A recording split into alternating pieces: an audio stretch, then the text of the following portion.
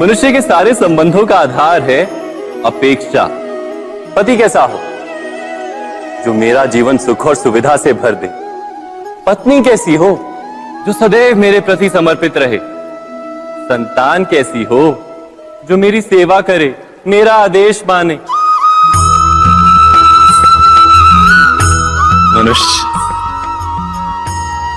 मनुष्य उसी को प्रेम भी कर पाता है जो उसकी अपेक्षा पूर्ण करता है, और अपेक्षा की तो नियति है भंग होना। कैसे? क्योंकि अपेक्षा मनुष्य के मस्तिष्क में जन्म लेती है। कोई अन्य व्यक्ति उसकी अपेक्षाओं के बारे में जान ही नहीं पाता। पूर्ण करने की प्रामाणिक इच्छा हो तब भी कोई मनुष्य किसी की अपेक्षाओं को पूर्ण नहीं कर पाता, और वहां से जन्म लेता है संघर्ष। सारे संबंध संघर्ष में परिवर्तित हो जाते। पर मनुष्य अपेक्षा को संबंध का आधार ना बनाए और स्वीकार करे केवल संबंध का आधार, तो क्या ये जीवन स्वयमेव सुख और शांति से नहीं भर जाएगा? स्वयं विचार कीजिएगा।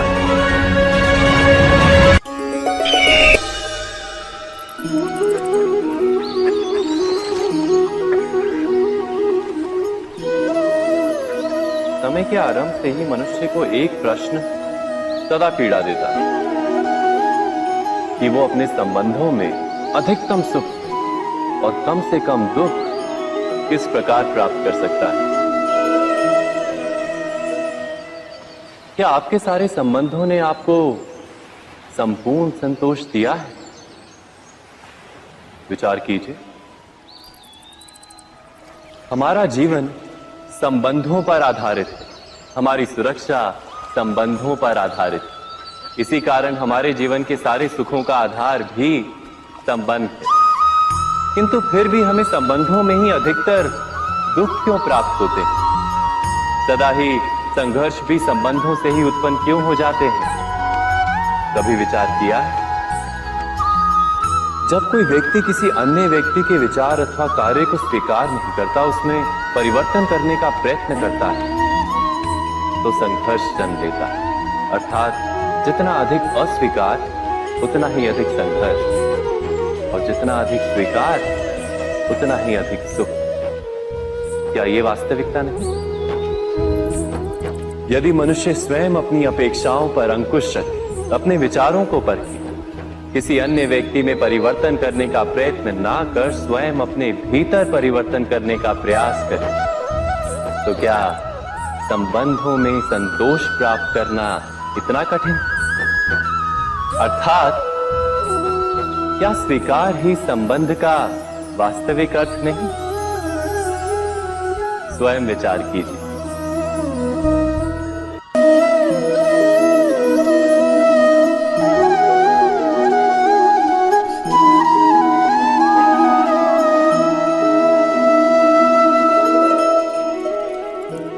जब किसी व्यक्ति को किसी घटना में अन्याय का अनुभव होता है, तो वो घटना उसके अंतर को झकझोर देती। समस्त जगत उसे अपना शत्रु प्रतीत होता है। अन्याय लगने वाली घटना जितनी बड़ी होती है, मनुष्य का हृदय भी उतना ही अधिक विरोध करता है। उस घटना के उत्तर में वो न्याय मांगता है, और ये योग्य भी है। वास्तव में समाज में किसी भी प्रकार का अन्याय व्यक्ति की आस्था और विश्वास का नाश है। किंतु ये न्याय क्या है? न्याय का अर्थ क्या है?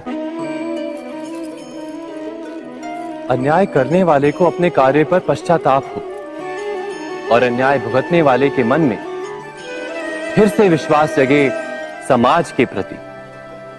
इतना ही अर्थ है ना न्याय का। किंतु जिसके हृदय में धर्म नहीं होता, वो न्याय को छोड़कर बैर और प्रतिशोध को अपनाता है। हिंसा के बदले प्रतिहिंसा की भावना लेकर चलता है। स्वयं भोगी हुई पीड़ा से कहीं अधिक पीड़ा देने का प्रयत्न करता है और इस मार्ग पर चलते अन्याय को भुगतने वाला स्वयं अन्याय करने लगता है। शीघ्र ही वो अपराधी बन जाता है, अर्थात न्याय और प्रतिशोध के बीच बहुत कम अंतर होता है और इसी अंतर का नाम है धर्म। क्या ये सत्य नहीं? स्वयं विचार कीजिए। दो व्यक्ति जब निकट आते हैं तो एक दूसरे के लिए सीमाएं और मर्यादाएं निर्मित करने का प्रयत्न अवश्य करते हैं।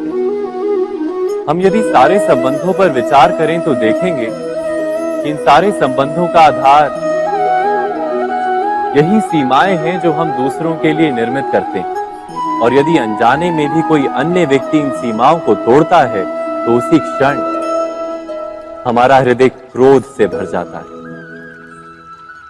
इन सीमाओं का वास्तविक रूप क्या है? क्या हमने कभी विचार किया? सीमाओं के द्वारा हम दूसरे व्यक्ति को निर्णय करने की अनुमति नहीं देते, अपना निर्णय उस व्यक्ति पर थोपते हैं, अर्थात किसी की स्वतंत्रता का अस्वीकार करते हैं। और जब स्वतंत्रता का अस्वीकार किया जाता है तो उसका हृदय दुख से भर जाता है और जब वो सीमाओं को तोड़ता है तो हमारा हृदय क्रोध से भर जाता है। क्या ऐसा नहीं होता?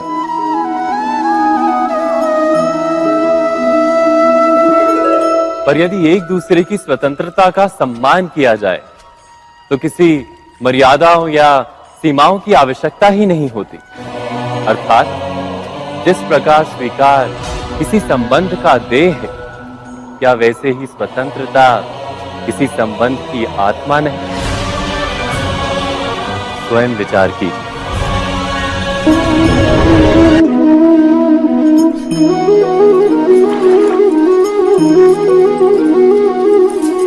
पिता सदा ही अपने संतान के सुख की कामना करते हैं, उनके भविष्य की चिंता करते रहते हैं।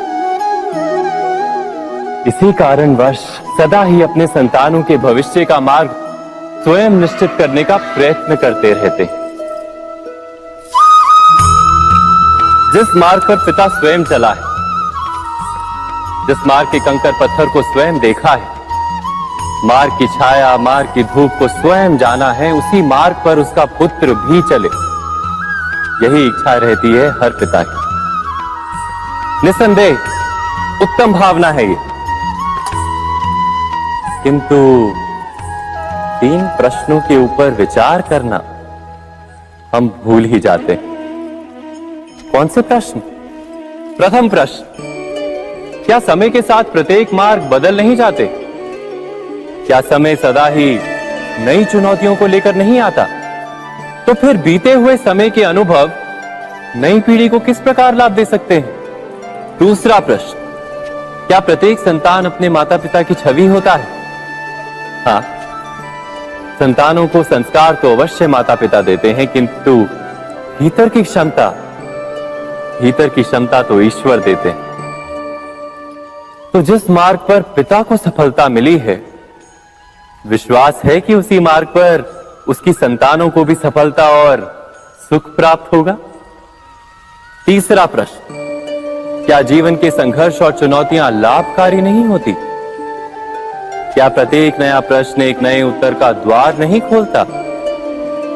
तो फिर संतानों को नए नए प्रश्नों, संघर्षों और चुनौतियों से दूर रखना, ये उनके लिए लाभ करना कहलाएगा या हानि पहुंचाना? अर्थात जिस प्रकार संतान के भविष्य का निर्माण करने के बदले उसके चरित्र का निर्माण करना श्रेष्ठ है, वैसे संतानों के जीवन का मार्ग निश्चित करने के बदले उन्हें नए संघर्षों के साथ जूझने के लिए मनोबल व ज्ञान देना अधिक लाभदायक नहीं होगा? स्वयं विचार कीजिए। सबके जीवन में ऐसा प्रसंग अवश्य आता है कि सत्य कहने का निश्चय होता है हृदय में, किंतु मुख से सत्य निकल नहीं पाते। कोई भय मन को घेर लेता है। किसी घटना अथवा प्रसंग के बारे में बात करना या फिर स्वयं से कोई भूल हो जाए उसके बारे में कुछ बोलना, क्या ये सत्य है? नहीं, ये तो केवल तथ्य है। अर्थात जैसा हुआ था वैसा केवल बोल देना सामान्य सी बात है। किंतु कभी कभी उस तथ्य को बोलते हुए भी भय लगता है। कदाचित किसी दूसरे की भावनाओं का विचार आता है मन, दूसरे को दुख होगा ये भय भी शब्दों को रोकता है। तो ये सत्य क्या है? क्या हमने कभी विचार किया है? जब भय रहते हुए भी कोई तथ्य बोलता है तो वो सत्य कहलाता है। वास्तव में सत्य कुछ और नहीं, केवल निर्भयता का दूसरा नाम है।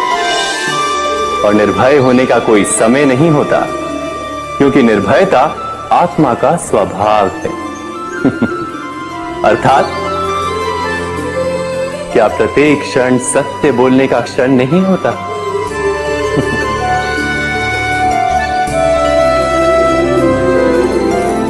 स्वयं विचार कीजिए।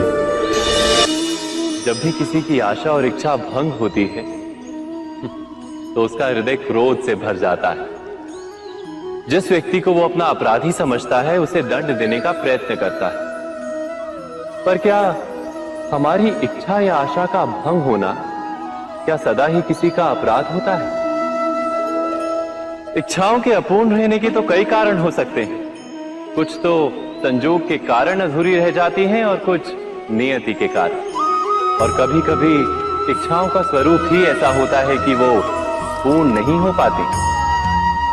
बिना परिस्थिति पर विचार किए किसी को अपराधी मान लेना न्याय नहीं, प्रतिशोध है। न्याय का आधार तो दया है, करुणा है, और प्रतिशोध का आधार क्रोध, अहंकार। अर्थात हृदय में करुणा धारण किए बिना किसी के अपराध के विषय में विचार करना, किसी को दंड देना, क्या अपने आप में ही अन्याय नहीं? स्वयं विचार कीजिए।